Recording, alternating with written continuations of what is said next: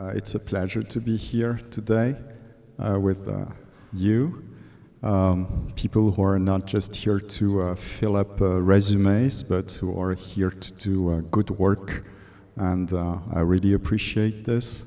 I also feel honored to be in the company of colleagues who are leaders in promoting eco-criticism. I'm thinking of Scott, for example, or Joni.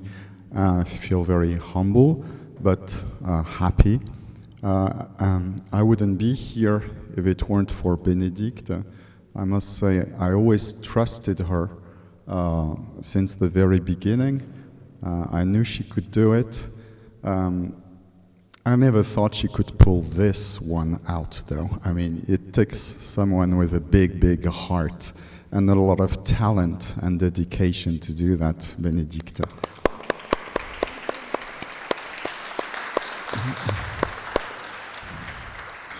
And the funny thing is that it also has to do with Linda Hogan, because I think it was 7 years ago, Benedicta gave me a book by Barbara Kingsolver, Prodigal Summer. Read this, she said.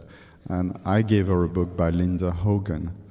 I think it was Sightings, and I told her, read this. And this is how things connect and intermingle, and it's very interesting. So, anyway, I turn homeward, wandering is my way of responding to the call for this conference, which to me sounded a charmed note in the often apocalyptic discourse in which we hear many calls for environmental awareness. Yet, and the question has been asked already, is enchantment what we need? When the question that was put by Sam Shepard 30 years ago, quote, why does society persist in destroying its habitat, end of quote, is still so relevant today. Certainly, we've had reasons to rejoice when President Obama vetoed the Keystone pipeline, but certainly this was no magic trick. The veto followed years of grueling demonstrating, organizing, litigating, lobbying in this real and sometimes ugly world, not in Wonderland. Can you hear me okay? Is this okay? Because there's a sort of booming. I hear a booming. Do you hear it too? Yeah, okay. All right. And we could say the same about other victories that have been won lately. For example, in December 2015, the move by the US Department of Interior to cancel oil and gas leases in the Badger 2 Medicine area, an area which is critical for wildlife habitat connecting, I mean the Bob Marshall Wilderness and the Glacier National Park, but also sacred grounds to the Blackfeet Indians. There again, hard work, not chanting, not magic, was brought this about. And now we have reasons to worry, don't we? We have reasons to worry, for example, at the US Fish and Wildlife Service's decision to take the grizzly bear off its list of endangered species, and we have reasons to want to fight it, but not with a magic wand. So that we may wonder, what is it that drives us forward? What is it that keeps us hoping, that keeps us wanting to turn things around?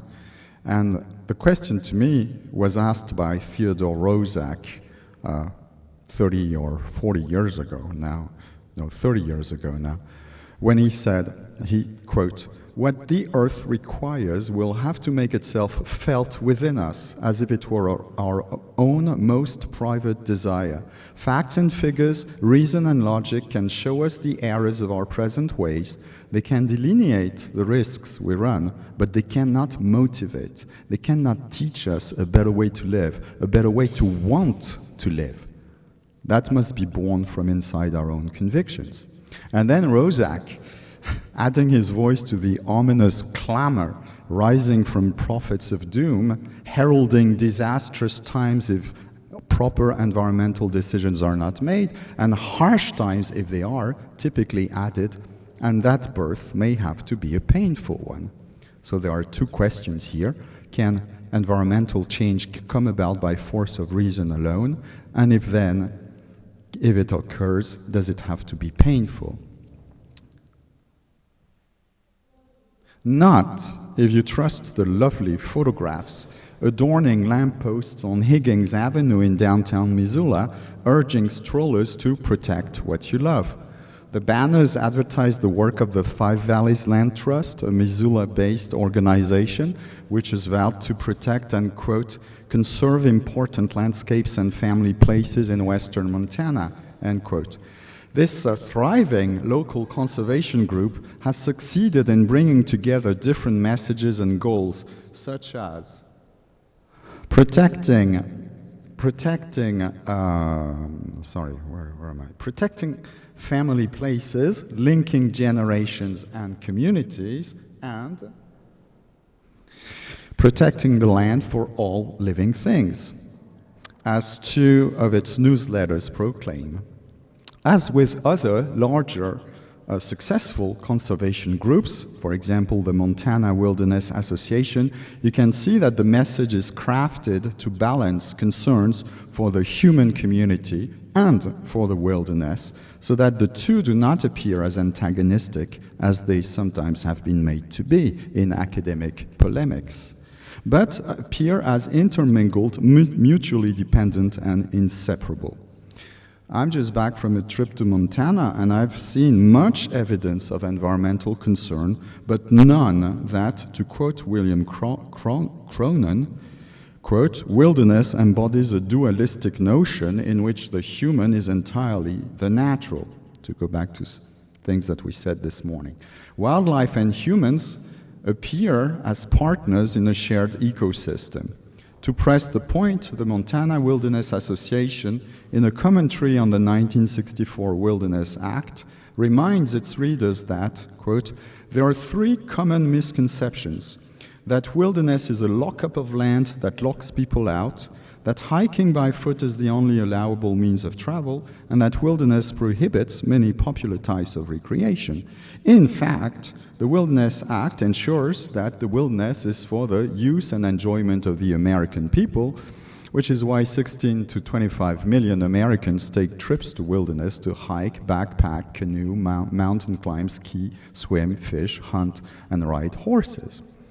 In his critique of his idea of wilderness, Cronon reminds his readers of the removal of Indians to create an uninhabited wilderness, and that's an argument indeed backed by historical material. Yet today, many tribes have taken up environmental causes, which to them double up as struggles for sovereignty rights, cultural heritage, and spiritual practice.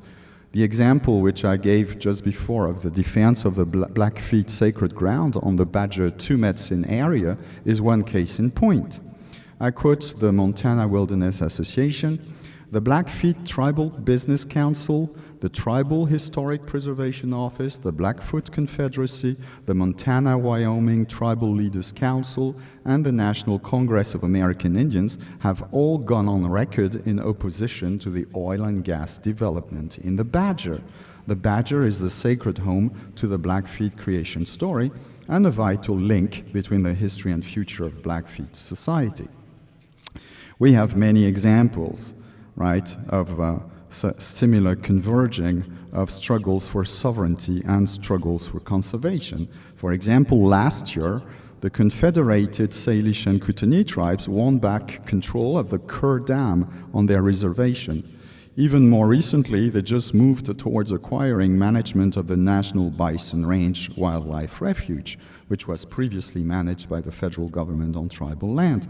So we see that protection of environmental resources meet with tribal sovereignty interests. In addition to this, both the bison and water, to take these two examples, are highly valuable cultural and spiritual elements to the tribe. The CSKT Natural Resources Department organizes a yearly river honoring festival on the Flathead Lake and has produced important teaching material on water, including the remarkable DVDs Explore the River and Lower Flathead River, in which tribal elders praise the river as a sacred bond to the earth, to the past, and to others in the community of the living. Vernon Finlay, an elder from the Kootenai Cultural Committee, recalls how for old-timers, traveling down the river was not, quote, just a way of getting from one place to another, but a spiritual statement about the way you carry yourself on this earth. End of quote. It was also a way to connect with the whole of nature, quote, the water, the trees, every different tree, every different grass, the wind itself had songs, and each of us has the ability to hear those songs, end of quote. So a sense of the sacred does not preclude a hard-headed political action through effective organizing and expert litigating. Rather, it feeds and guides it in this case. The opposition of numerous tribes to the current proposal by the US Fish and Wildlife Service to remove grizzly bears from the federal endangered species list is another such example of a converging of environmental concerns and tribal cultural politics involving spiritual values. The Blackfeet Nation, again, the Hopis, the Shoshone, many other Western tribes have petitioned the US government to sit on the federal committee to review the delisting proposal, and they have vowed to fight it on account of the spiritual significance of bears in their culture. Again, spirituality, sovereignty, ecology are intertwined. In the Native American battle for the bears, social and political action is fueled by an urge to protect a powerful source of spiritual inspiration. But is there a non-native way of doing this? Two of the Five Valleys Land Trust 2012 quarterly publications carry epigraphs quoting Gary Snyder and Tim Linehan. The latter is a local fishing guide who appears in some of Rick Bass's work and has contributed to an anthology of stories entitled The Roadless Yak. Gary Snyder's poem, Hay for the Horses, is a tribute to a farmer.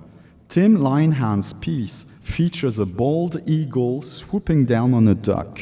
Again, the balance between the human and the wild is calculated, and this throughout. Quote, thriving wildlife communities, like thriving human communities, need vast and connected habitat to survive.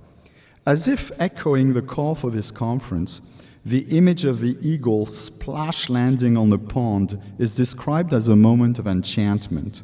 Quote, the wonder and beauty of this moment captures well the complexity and amazement that comes with living in a place where we encounter wild creatures in our daily lives. I think everything is in there. Maybe I should stop my paper. The wonder and beauty, the complexity and amazement, the encounter with wild creatures in our daily lives. This sentence brings to mind many other lines, at least to me, from nature writers for whom the word wonder actually seems best fitted to describe the effect produced by a human encounter with the non-human lives. Its inhabitants, their languages, their worldviews, their ways of being in the world, or better, their worlds, following Agamben's idea in L'Aperto, l'uomo e l'animale, himself following Jacob von Wexkull, in thinking that each organism lives in a different perceptive world. Wonder, in that case, seems to me, describes the feeling aroused by the unlikely encounter in a common space of two different beings despite their living in distinct perceptive spaces.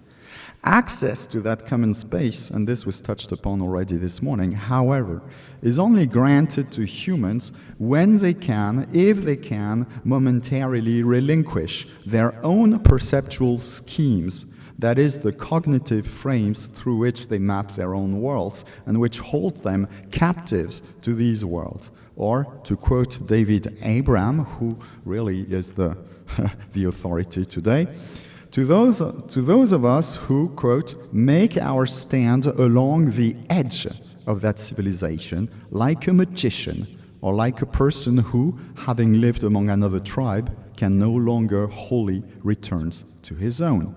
Wonder is a breach in the cognitive process and the opening of an other cognitive path towards another, more inclusive social model in which humans and non-humans can coexist. It's as simple as that. And if they are to coexist, each of their vast and connected habitat must connect, as well as their many various languages. Common ground then must and can be found, and this is where some form of wonder is called upon. Aldo Leopold is so famous for his Sand County Almanac, he was already quoted this morning, and the Almanac is so famous for Thinking Like a Mountain, in which, well, everybody knows what this is, that we may forget that Leopold was trained as a scientist, a forester, and not as a storyteller. The aim of the Almanac is clear, promoting a land ethic. But the adequate means to bring about such change is not as easy to come by. Scientific knowledge is important.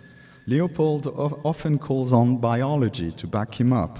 Yet, his embrace of what he himself calls intellectual humility includes an awareness of the limits of science, compounded by a sense that science can easily be made to serve regressive or destructive forces. Quote, it, that's science, serves progress so well that many of the more intricate instruments are stepped upon and broken in the rush to spread progress to all backward lands. End of quote. Leopold scoffs in a passage in which he declares his preference for music, poetry, or art. Economic interest will not do, political expediency cannot be trusted, a sense of ethical obligation, yes, is needed, but how can it assert itself? Leopold does not see this as the result of intellectual deliberation. I quote, the evolution of a land ethic is an intellectual as well as an emotional process, end of quote. We are brought back to our earlier quote by Roszak, once people have the facts and the rationale, how can understanding be processed into desire? This conversion to Leopold will come as an effect of what he calls, quote, the motive force, end of quote. That is a dynamic principle unleashed by a life energy seeking pleasure. Quote, it is clear, though, that these economic and ethical manifestations are results, not causes, of the motive force, end of quote. In Leopold's hierarchy of forces impelling human choices, the originating principle, quote, the basic motive, the raison d'être, end, unquote, is neither rational nor moral. It is the psychological manifestation of an appetite for pleasure, what he calls the aesthetic exercise, end of quote. From pleasure to wonder, Leopold's chronicles offer many enchanted moments of encounter with trees, animals, their languages, their itineraries, their ways of dwelling in the world, echoing Abraham's chattering. Quote from Leopold, there is much small talk and neighborhood gossip among pines, he writes, and then confesses, the chit-chat of the woods is sometimes hard to translate, end of quote. Or, like people, my animals frequently disclose by actions what they decline to divulge in words. It is difficult to predict when and how one of those disclosures will come to light, end of quote. The almanac yields a rich crop of anecdotes in which Leopold's animals are shown to have their own territories, their own charts and systems of navigation, forms of knowledge, perceptions, languages, feelings, familiar enough to be approached, yet strange enough to resist translation. This effect of familiar unfamiliarity is reinforced by Leopold's choice to focus on small creatures. Mouses, rabbits, oh sorry, that's not the right one. Where is it? Mouses, that's my small creature. Mouses, rabbits, where am I? Small animals, and chief among his birds, chickadees. Contrary to what we may brought to think by the wolf story, Leopold's ecological lessons are not usually delivered by impressive predators, but by familiar trees and by the small nations of the fields and the woods, presented to the readers as next of kin. Quote, he, that's the rabbit, almost insists that some salads be preconditioned before he deigns to eat them. Or, if the chickadee had an office, the maxim over his desk would say, keep calm, end of quote. Such anthropomorphizing serves an attempt to reach out to an audience larger than wilderness lovers, one of nature lovers who may identify with the friendly farmer rather than the extreme backpacker. Yet, this is held in check by a concern not to invade the animal's territory. No matter how close he tries to get, Leopold is careful to refrain from appropriating the animal's world, from reducing him to an object of study, eliminating his right to otherness and agency, and denying his privacy. The tension between the quest for common ground and the recognition of difference again generates wonder.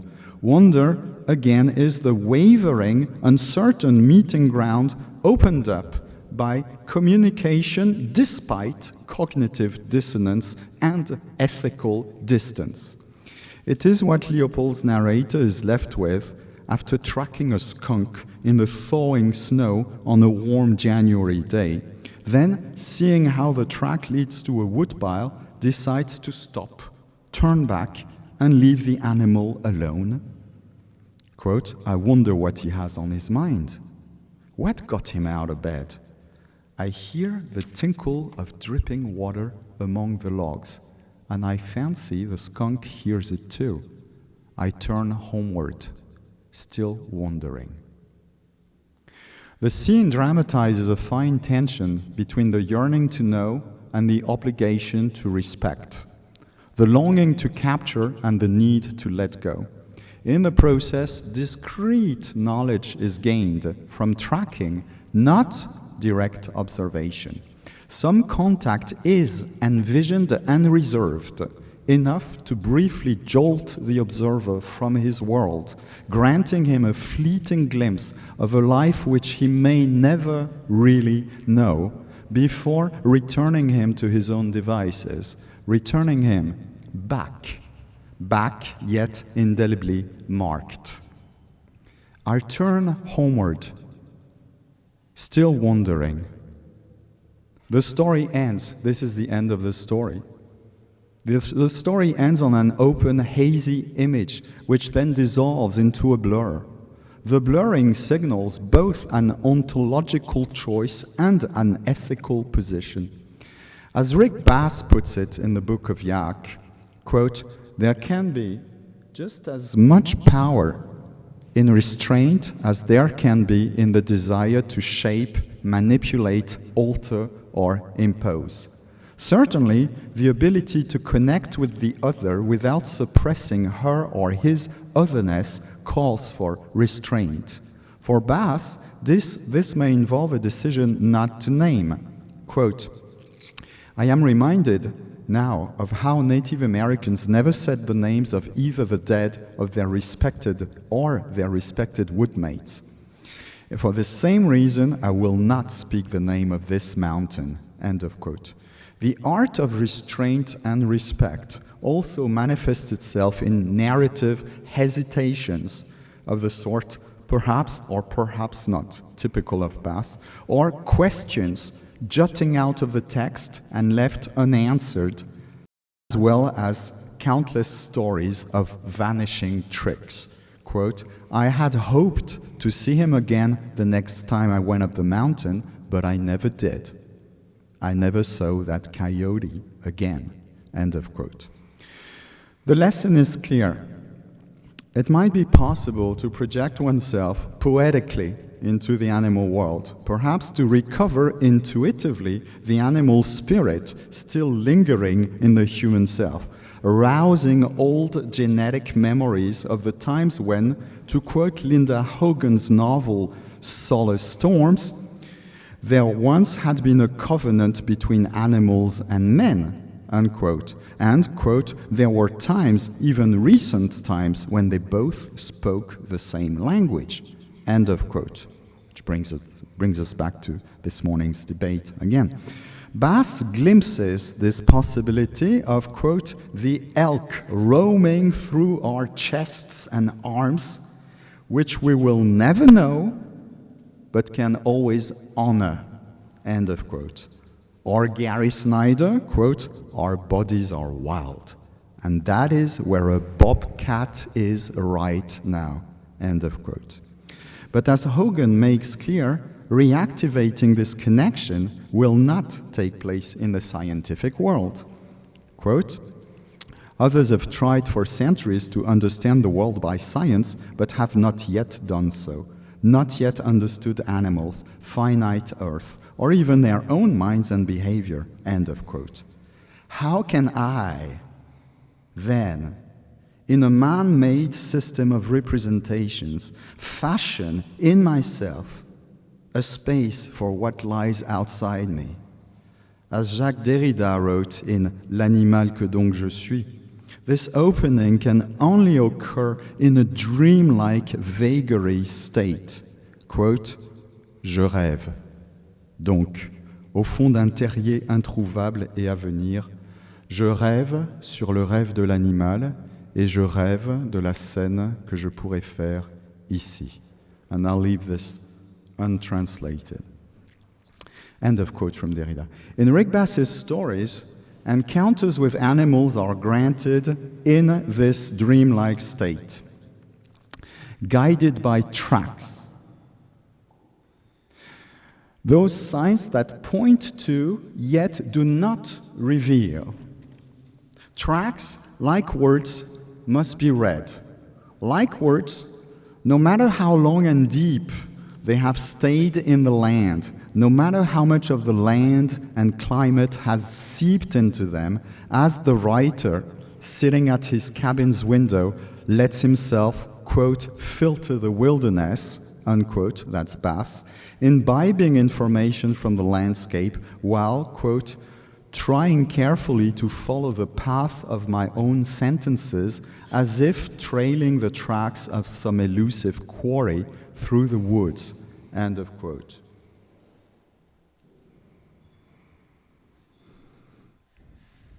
This fine mix of elusiveness and suggestiveness is part of the magic. Quote, I was up one of the mountain and I'm fighting to protect when I saw the tracks in the new snow. It was a miraculous week in October, end of quote, starts a typical tracking story, picturing Bass, quote again, daydreaming about big mule deer and about elk, and out of the corner of my eye, I noticed footprints in that fresh snow. The bear tracks are not seen from the frontal, rational perspective of a realistic observer, but glimpsed from a lateral gaze out of the corner of my eye, end of quote. This sort of encounter occurs in one of those, quote, places and moments where we must put away the yardsticks and rulers, end of quote. As is the case too in the Lost Grizzlies, only in the dream world can it occur. A world activated by forces, quote, deeper than physics and a way of thought older than measured time, less primitive than the rational present, to quote Linda Hogan again. This is a world of matter, vibrant matter to be sure, quote, quasi-agents or forces with trajectories, propensities, or tendencies of their own, end of quote. Live, teeming, tangled matter. One should add with the yak wilderness with a pulse and rhythm of its own, communicated to the writer's body as outdoors activities impel an organic synchronicity wedding muscle and wood, breath and branches, foot and hoof, which then transpires into the narrative, a narrative wedded to the hidden text. That's a quote, quote, the hidden text on the living canvas or tablet of the marsh, end of quote, momentarily scripted by the wind. Stacy Alamos, I'm quoting her too, notion of transcorporeality, which was already quoted this morning, as a, quote, materialistic and post-humanist sense of the human as substantially and perpetually interconnected with the flows of substances and the agencies of environment comes to mind here, as well as Scott Knickerbocker's rematerializing the text in a, quote, sensuous poesis, unquote, grounded in a materiality seen as a network of active relations. Serena Jovino and Sir Peel Opperman's new materialism also comes in handy here. Quote, discursive practices interact and are coextensive with material processes in the many ways the world articulates itself, end of quote.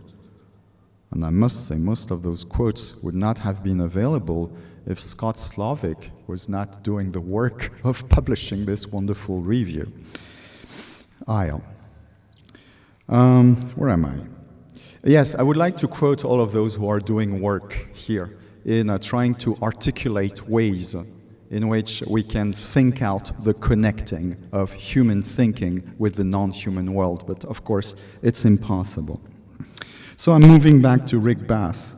Rick Bass moving into this weaving of organic matter and meaning in a language humans can absorb. Rick Bass is moving there as he lowers himself into the hollow he has chosen to dwell in, tuning in to the dense, quote, dense rhythmic layering of substance and meaning, the substance of a thing creating its meaning, and then that meaning creating another similar substance. This is a narrative of re-inhabitation, as the term was coined by Wendell Berry and elaborated on by Gary Snyder, for whom the process may come, quote, with the rational and scientific realization of interconnectedness and planetary limits, but is so physically and intellectually intense that it is a moral and spiritual choice as well, end of quote. With Bass, too, re-inhabitation calls for strenuous and sensuous friction, a rubbing, scraping, grueling, gurgling engagement with the land, which takes the practitioner closer to mystical connection than intellectual elaboration. If this is theory, it is ground theory, to quote my friend and colleague David Moore in his book, That Dream Shall Have a Name. In the wild marsh, this takes the form of rituals, which may seem utterly senseless to the rational mind. For example, hauling small buckets of water to a gigantic fire all night long, and eminently humble, for example, bringing the dweller down on his knees, as when endlessly and pointlessly, at least again from a rational perspective, pulling off invasive weeds. Quote, dozens of hours spent on hands and knees, in ultra-close proximity to the ground, grubbing and pulling as a kind of sacrament or insignificant tithing or even a modest kind of prayer. Lowering oneself also reorients the gaze down from a commanding view of landscape to a grazing, tangled, blurred close-up, favoring, again, epistemological humility. The toiling, sweating body can mingle with the land while weakening the mindset, weakening the mechanisms that field and shield the sense of an ideal theoretical self, separated from the world, bringing the dazed earth dweller to an exhausted trance that lets in the world.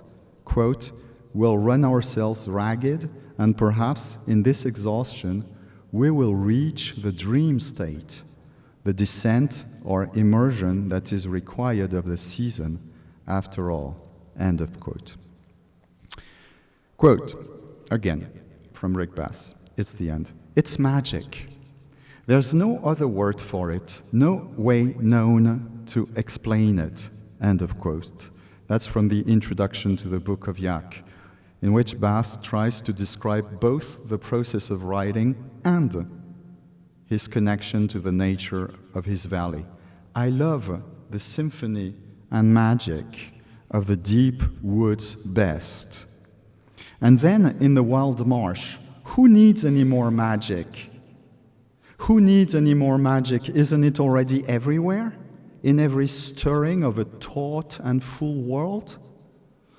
Beside an awareness of the effects of framing, as George Lakoff would have put it, I have tried to suggest that there are rational and ethical reasons to try and make space in environmental thinking for a poetics of enchantment. From a non-Western perspective in which myth still operates as an effective mode of thinking, that bond, the bond with the non-human, can be envisioned as normal. However, from a Western perspective, influenced by centuries of rational oppositional thinking, this sort of connection or reconnection calls for a suspension of reason, a flash of enchantment that leaves us wondering. Who needs more wonder, more magic? I do, and I wonder about you. Thank you.